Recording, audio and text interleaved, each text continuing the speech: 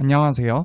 오늘은 취업시장의 실태를 정말 쉬운 예시를 통해 여러분들께 알려드리고 여러분들이 이 힘든 취업 경쟁에서 어떻게 경쟁력을 갖춰야 하는지에 대해서 설명드리려고 합니다. 어떤 술집의 홀서빙 아르바이트 자리가 있다고 해볼게요. 이때 대부분의 사람들은 면접에 갈 때 이런 생각을 합니다. 홀서빙을 해본 경험이 있는 사람들은 그 경험을 얘기하면 되겠다고 생각해요. 반면에 홀서빙 경험이 없는 사람들은 경험이 없어서 안 뽑힐 수도 있겠다는 생각은 들지만 묻는 대답에 예의 바른 자세로 정직하게 성심성의껏 잘 대답하면 사장님이 저의 진심을 알아주고 뽑아줄 수도 있을 거라고 생각하죠. 진심은 승리하기 마련이니까요. 하지만 사장님 입장을 생각해 볼게요. 성실한 사람 한 명만 뽑으면 되는데 이게 웬걸? 100명이 지원한 거예요. 100명 중 10명은 홀서빙 아르바이트 경험이 있고 90명은 경험이 없어요. 그런데 홀서빙 아르바이트 경험이 없는 지원자들도 대면하고 얘기를 해보니 일을 잘할 것 같다는 생각이 들어서 머리가 복잡해집니다. 하지만 역시나 홀서빙 경험이 없는 지원자들만 면접을 잘 보는 건 아니었어요. 홀서빙 경험이 있는 지원자들도 예의 바르고 묻는 질문에 답변도 잘하고 성실해 보였거든요.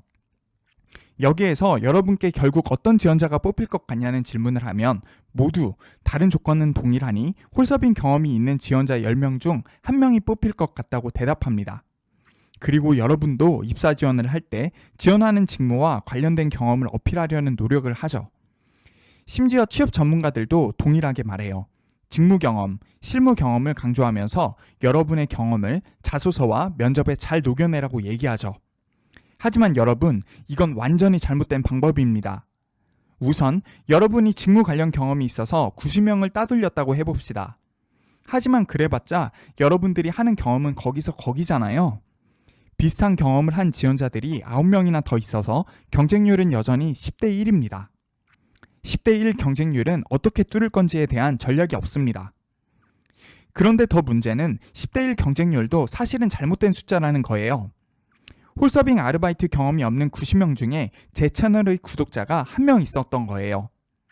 그 친구는 역량 중심 어필의 개념을 정확히 이해하고 면접 때 이런 말을 했습니다. 저는 뛰어난 주인의식이 강점입니다. 문구점에서 아르바이트를 한 적이 있었는데 저는 다른 알바생보다 항상 바쁘게 움직였습니다. 손님이 없을 때도 매대를 수시로 확인하고 진열된 상품이 바닥나기 전에 채워 넣었습니다. 그 수고가 제가 아르바이트 비용을 받는 대가라고 생각했고 제 몫을 해야 사장님과 다른 알바생들에게 피해가 가지 않는다고 생각했습니다.